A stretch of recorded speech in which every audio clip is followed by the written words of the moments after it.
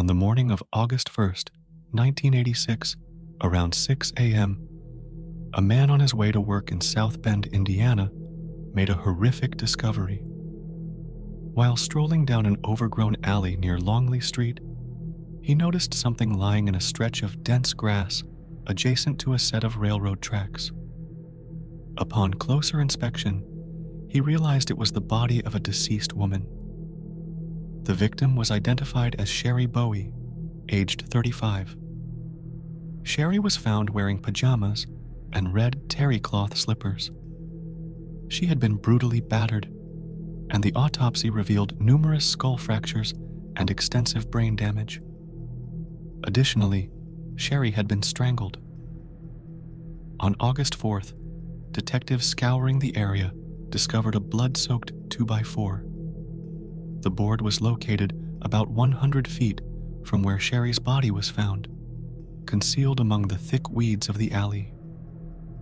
Subsequent forensic analysis confirmed that the board was the murder weapon. Sherry, a lifelong resident of South Bend, lived within 75 yards of the crime scene with her two brothers and sons, aged 12 and 14. She graduated from Adams High School in 1970 and later attended Indiana University in Bloomington before returning to South Bend.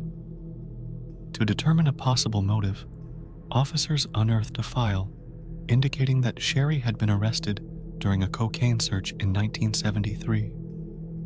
She subsequently pleaded guilty to heroin possession and was sentenced to 2 years probation in exchange for her cooperation. However, police records showed no further criminal activity involving Sherry. Neighbors were also questioned, but no substantial leads emerged. Although one neighbor recalled hearing a disturbance in the alley around 2 a.m., no other residents could provide information that would help identify Sherry's murderer. Sherry's obituary described her as a progressive missionary Baptist church member. It also mentioned her previous job as a housing inspector for the Housing Allowance Program, though it did not list her occupation at the time of her death. Unfortunately, the newspaper articles I found contained few details about her life.